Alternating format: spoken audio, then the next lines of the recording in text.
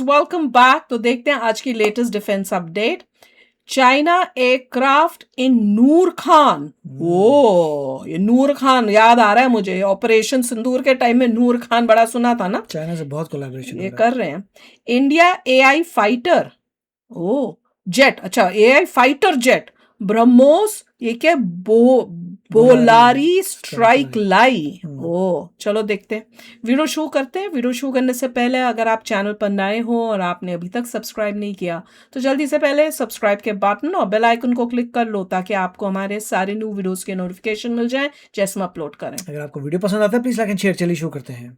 पाकिस्तान और चाइना ये बड़ा गफला कर रहे हैं यस। और हमारे लिए एक बड़े खतरे हैं। और जो हमने देखा था JF-17 को अब एक्सपोर्ट भी कर रहा है पाकिस्तान टू सूडान, तो वो कुछ ज़्यादा आगे चले गए कि जो कोलैबोरेशन में बना रहे हैं प्लेन्स विद चाइना वो भी एक्सपोर्ट वो कर रहे हैं। चाइना के साथ ज़्यादा ही दोस्ती हो रही है। चलो देखें।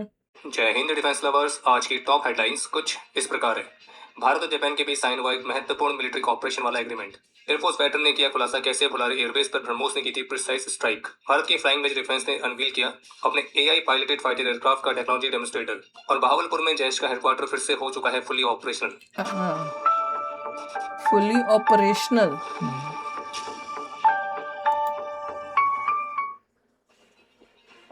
तो जैसे कि तय था, आज नई दिल्ली में भारत और जापान के रक्षा मंत्रियों के बीच एक बायलैटरल मीटिंग कंडक्ट हुई है। और इस मीटिंग के बाद जो एक ऑफिशियल जॉइंट प्रेस स्टेटमेंट जारी की गई है उसके मुताबिक दोनों देशों के रक्षा मंत्रियों ने भारत और जापान के एक स्थिर डिफेंस कॉपरेशन का स्वागत किया है और साथ ही मैरीटाइम सिक्योरिटी के क्षेत्र में अपने ऑपरेशनल कॉपरेशन को और भी मजबूत करने पर जोर दिया है। वहीं इसी तरह से भारत की DRDO जापान की ATLA अत्याधुनिक डिफेंस टेक्नोलॉजीज के मामले में भी अपने बीच के डिफेंस R&D कॉपरेशन को और मजबूत करेंगे। और इसके अलावा संयुक्त रूप से एडवांस्ड वॉरशिप्स को विकसित करने वाली परियोजनाओं को भी एक्सप्लोर किया जाएगा, जिसमें जापान की टेक्नोलॉजिकल एक्सपर्टीज और भारत की प्रोडक्शन कैपेबिलिटीज एक साथ आएंगी। और जबकि इस हाई लेवल डिफेंस टॉक्स के बीच भारत ने जापान को यह भी कहा है कि जापान पाकिस्तान को एडवांस टेक्नोलॉजी या फिर टेक्निकल नो हाउ ट्रांसफर ना करे, क्योंकि भारत ने जापान को बताया है कि इस तरह की जो डिफेंस कैपेबिलिटीज है तो वो आखिरकार पाकिस्तान के थ्रू नॉर्थ कोरिया तक पहुंच सकती है, क्योंकि पहले भी पाकिस्तान ऐसी हरकत कर चुका है। जैसे कि अमेरिका के इंटेलिजेंस असेसमेंट के मुताबिक पाकिस्तान ने ही नॉर्थ कोरिया को यूरेनियम एनरिचमेंट टेक्नोलॉजी सप्लाई करी थी। और जबकि इसी वर्ष भारत और जापान की जो एयरफोर्स एक्सरसाइज है जिसका नाम है वीर गार्डियन 2026, तो वो भी आयोजित होनी है, जिसमें पहली बार जापानीज एयरफोर्स की जो फाइटर एयरक्राफ्ट है वो भारत आएंगे। और जबकि इसी बीच भारत और जापान ने मैरीटाइम सिक्योरिटी कॉपरेशन के क्षेत्र में एक मेमोरेंडम ऑफ अरेंजमेंट को भी साइन किया है, जो कि भारत और जापान की नेवीज को और भी क्लोजर कॉपरेशन के लिए फ्रेमवर्क प्रोवाइड करता है, जिसमें मैरीटाइम डोमेन अवेयरनेस में इंफॉर्मेशन शेयरिंग से लेकर search and rescue, humanitarian assistance, disaster relief, ये सभी अलग अलग तरह के कॉपरेशन शामिल हैं। और भारत और जापान का एग्रीमेंट एक ऐसे समय पर है जब जापान अपनी डिफेंस पॉलिसी में भी एक मेजर ट्रांसफॉर्मेशन कर रहा है, और वो भी एक ऐसे समय पर जब इंडो पैसिफिक रीजन में चीन की मिलिट्री कैपेबिलिटीज लगातार बढ़ रही हैं, नॉर्थ कोरिया भी अपने मिसाइल प्रोग्राम्स को एडवांस कर रहा है, और इन सब चीजों के बीच भारत और जापान का जो कॉपरेशन है और भी महत्वपूर्ण हो जाता है। बाकी दोनों देशों के रक्षा मंत्रियों ने shipborne unicorn integrated communication antenna system को भी रिव्यू किया है, जिसे भारत और जापान के बीच first major defence equipment transfer project की तरह देखा जा रहा है। और जॉइंट स्टेटमेंट में कहा गया कि इस तरह का जो कॉपरेशन है ये केवल भारत और जापान के लिए नहीं बल्कि पूरे रीजन के लिए भी महत्वपूर्ण है और इंटरनेशनल कम्युनिटी के लिए भी। NDTV की तरफ से ऑपरेशन सिंदूर को लेकर एक बहुत ही इंटरेस्टिंग सी रिपोर्ट जारी की गई है, जिस पर उन्होंने Indian air force veteran air marshal Nagesh Kumar, जो कि कुछ महीने पहले ही रिटायर हुए और वे ऑपरेशन सिंदूर में शामिल थे, तो उनके हवाले से खुलासा किया गया कि उनके कमांड में आने वाले फ्रंट लाइन बेस जैसे कि भुज, जैसलमेर, फलौदी, नलिया, जामनगर, जोधपुर, उत्तरलाई, बाड़मेर और पुणे, और भारतीय वायुसेना के पायलट्स का एक ग्रुप अपने कॉकपिट्स में इनमें से ही किसी एक फ्रंट लाइन बेस पर इंतजार कर रहा था। हालांकि उन जेट्स ने किस जगह से उड़ान भरी तो उसको खुलासा नहीं किया गया। और पाकिस्तान के भुलारी में एक अलग थलग सा पड़ा हुआ हैंगर था, और इंडियन एयरफोर्स को काफी हद तक अंदाजा भी था कि वहाँ क्या है। वहाँ पे थे पाकिस्तान द्वारा ऑपरेट किए जाने वाले स्वीडिश ओरिजिन के एरियाई एवेक्स एयरक्राफ्ट। तो एयर मार्शल नागेश कुमार ने बताया कि हमारे पायलट्स मिशन के लिए तैयार थे, तभी फोन की घंटी बजी और लाइन पर थे air force chief air chief marshal AP Singh. और पहले एयर मार्शल नागेश कुमार के मन में यह ख्याल आया कि क्या प्लान में कोई बदलाव हुआ है, क्या कॉकपिट में बैठे और उड़ान भरने के लिए पूरी तरह से तैयार पायलटों को मिशन से हटने के लिए कहा जाएगा। तो एयर मार्शल नागेश कुमार का रुख बिल्कुल साफ था कि ऐसा हो ही नहीं सकता कि उनके पायलटों को अपना मिशन पूरा करने का मौका ना मिले। तो उन्होंने NDTV के साथ बातचीत में कहा कि एक ऐसा समय भी था जब मुझे इस मिशन के लिए अपने चीफ से झूठ बोलना पड़ा था।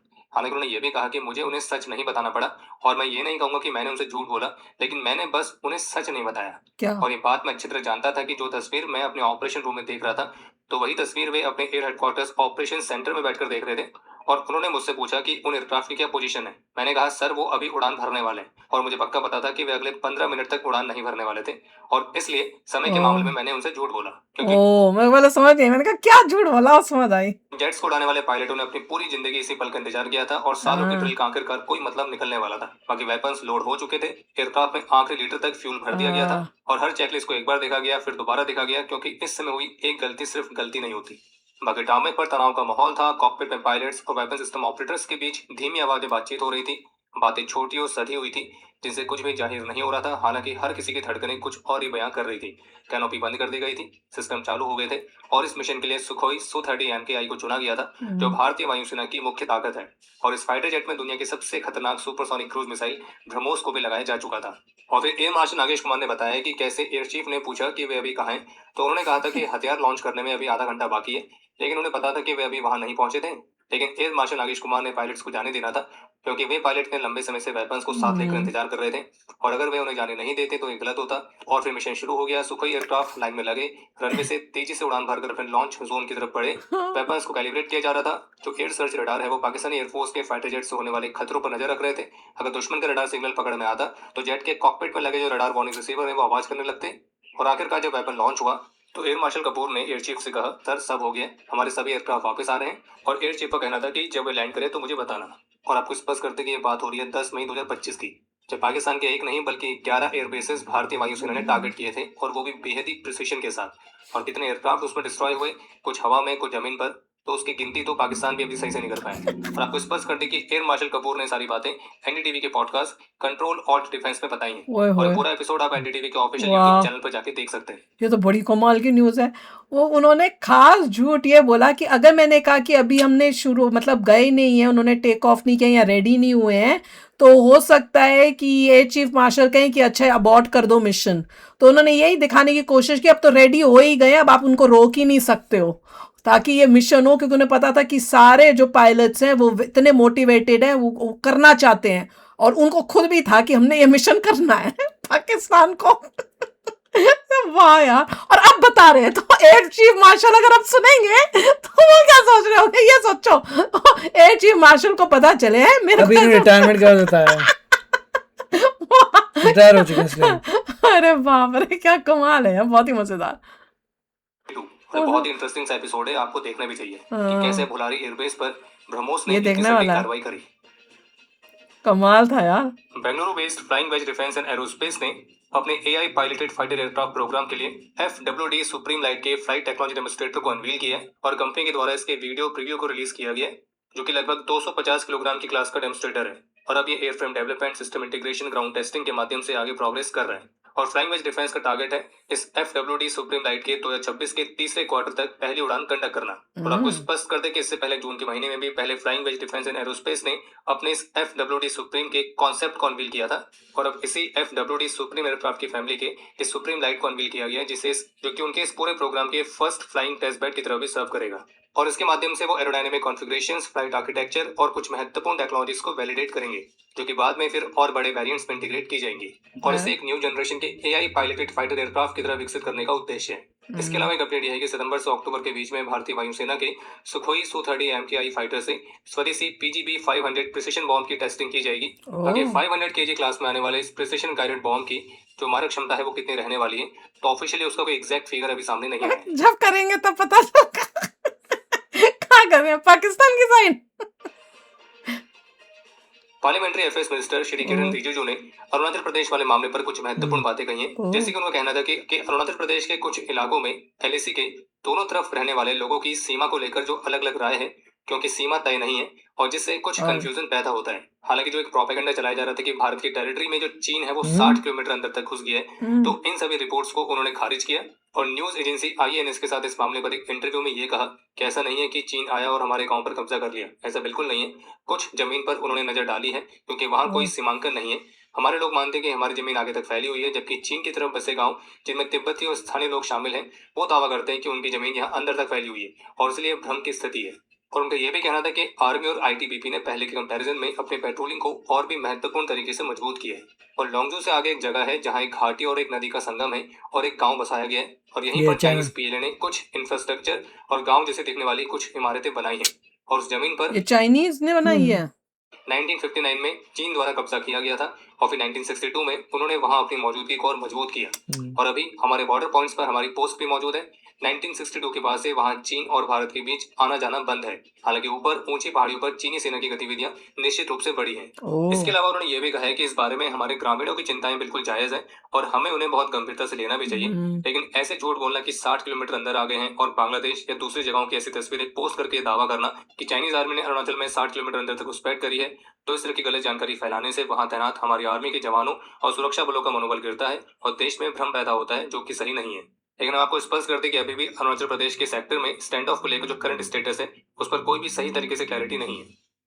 बना देनी चाहिए, बॉर्डर्स बनाओ बनाना जैसे villages। उन्होंने जैसे वहां पे बना दी है वो Villages। जहाँ, वैसे ही अपने यहाँ पे नहीं, गांव पहले का था। बनाने चाहिए हमें, उसी टाइम आपको बनाओ। बॉर्डर में अपने विलेजेस चाहिए, बल्कि अपना हमें इंफ्रास्ट्रक्चर चाहिए। हमें बल्कि जल्दी करना चाहिए। यस। करीब 3 दिन पहले पाकिस्तान ने इस्लामाबाद में स्थित इंडियन हाई कमीशन के बाहर से सिक्योरिटी बैरिकेड्स और पार्किंग पोस्ट को हटा दिया था। तो पाकिस्तान के इस एक्शन के बाद अब भारत ने भी अपनी टिट फॉर टैट वाली डिप्लोमेसी दिखाते हुए दिल्ली में स्थित पाकिस्तानी हाई कमीशन बोला ये मुझे देखने जाना चाहिए था, ये देख के आना चाहिए था, फोटो भी लेनी चाहिए थी। बाहर से अगली बार ही जाऊंगी ना, जल्दी जाऊंगी तब देखूंगी। स्ट्रक्चर्स और बैरिकेड्स के सेक्शन को हटाया है क्योंकि ये जो स्ट्रक्चर्स और बैरिकेड्स हैं तो वो पाकिस्तानी हाई कमीशन के अप्रूव्ड बाउंड्री के बियॉन्ड थे। इसलिए भारत ने भी इस इलीगल स्ट्रक्चर पर बुलडोजर एक्शन लिया और उनको हटा दिया। इसके अलावा एक जानकारी और सामने आई कि पिछले साल ऑपरेशन सिंदूर के दौरान जो बहावलपुर में पाकिस्तान के सुअरों का संगठन जैश के हेडक्वार्टर को टारगेट किया गया था, जिसमें जैश के कई सारे सुअर तो होरिफाइड हुए ही थे, लेकिन उसके साथ साथ इस हेडक्वार्टर की जो बिल्डिंग है तो वो भी बहुत बुरी तरह से डैमेज हुई थी। लेकिन अब एक लेटेस्ट वीडियो सामने आई है जिससे कंफर्म हुआ है कि बहावलपुर में जैश का जो हेडक्वार्टर है मरकज सुभान अल्लाह, तो यहाँ पे रिपेयरिंग का कार्य पूरा हो चुका है और अब ये फिर से फुली ऑपरेशनल है। पर खैर कोई बात नहीं, इंडियन आर्म फोर्सेस की इन्वेंट्री में और भी प्रिसाइज वेपन्स अब शामिल हो चुके हैं, तो उनकी भी तो टेस्टिंग करनी है, तो इसलिए सही है जैश ने अपने हेडक्वार्टर का काम पूरा कर लिया है। बाकी न्यूज 18 की रिपोर्ट के मुताबिक पाकिस्तान के नूर खान एयरबेस पर चाइनीज और टर्किश मिलिट्री ट्रांसपोर्ट एयरक्राफ्ट की एक्टिविटी यही देखा, चाइनीज एंड टर्किश। पिछली बार भी याद है ना जब हो रहा था ऑपरेशन सिंदूर, तो टर्की से कोई प्लेन के बारे में भी हमने सुना था न्यूज। अब देख लो टर्की और ये चाइना दोनों। जबकि सोर्सेस के बारे से क्लेम किया गया कि संभावित रूप से इन एयरक्राफ्ट की मदद से पाकिस्तान के लिए और भी अधिक मिलिट्री इक्विपमेंट लाए जा रहे होंगे, जिनमें ड्रोन्स और अन्य डिफेंस रिलेटेड मटेरियल्स हो सकते हैं। और पाकिस्तान और चाइना के हैवी मिलिट्री ट्रांसपोर्ट एयरक्राफ्ट की जो एक्टिविटी है वो काफी अनयूजुअल तरीके से यहाँ पे देखी गई है, जो कि किसी रूटीन मिलिट्री ट्रैफिक की बजाय एक कोऑर्डिनेटेड लॉजिस्टिकल बाज नहीं आए। वही कह रही थी मैं कि ये क्या बोलूं, ऑपरेशन को रिप्रेजेंट करती है। लास्ट वाली न्यूज जो है ना सबसे, वो जिसमें दिखा रहे हैं कि टर्की और चाइना दोनों अपने प्लेन्स भेज के माल दे रहे हैं। ऑपरेशन सिंदूर के टाइम तो जब ये बोल रहे थे नहीं हम लोग तो पता नहीं क्या बहाना मारा था टर्की ने कि हम तो रुके थे अपनी प्लेन की मेंटेनेंस की वजह से रुके हैं, या पता नहीं क्या था, तेल की वजह से रुके हैं, क्या बहाना मारा था। तो हमने कहा था नहीं ये गड़बड़ है, ये जरूर ड्रोन्स ला के दे रहे हैं पाकिस्तान को ऑपरेशन सिंदूर के टाइम। अब देख लो चाइना का भी आ रहा है, ये चाइना भी यही काम कर रहा है। जैसे चाइना वहां पे दे रहा है ना इसको ईरान को दे रहा है, ये ईरान को भी सपोर्ट कर रहा है चाइना, ये भी सुनने को आ रहा है। वैसे ही चाइना यहाँ पाकिस्तान को भी जो है सपोर्ट कर रहा है और इन सबको ये ऐसे माल और वेपन्स सप्लाई कर रहा है। देखिए सबसे पहले तो अरुणाचल प्रदेश में आपको गांव बनाने पड़ेंगे, इंफ्रास्ट्रक्चर बेटर करना पड़ेगा, और दूसरा हमारी R&D इतनी तेज़ चल रही है कि आपको मेक श्योर करना पड़ेगा टर्की से बेटर ड्रोन आपके पास हो, और आप ग्रीस को हेल्प करें, और टर्की के जहाँ जहाँ प्रॉब्लम्स हैं उसका कंपटीशन जहाँ पे हो रहा है वहाँ पे आप हेल्प करें। आर्मीनिया को ऑलरेडी काफ़ी कुछ दे रहे हैं, तो अच्छी बातें हैं, वो उनका काम चलता रहेगा, मगर आपको R&D ज़्यादा करनी है कि आपके वेपन्स उससे स्ट्रॉन्ग करो, फिर वो कुछ उखाड़ नहीं सकते। चाइना तो करता रहेगा, चाइना भी आगे चल रहा है हमसे, बट कब तक रहेगा, हम बहुत तेज़ी से कैचअप कर रहे हैं, तो सब ठीक हो जाएगा। बिल्कुल। तो चलो यार आप भी शेयर करना अपने थॉट्स, चलते हैं, मिलेंगे नेक्स्ट वीडियो में बहुत ही जल्द। Till then take care and bye bye.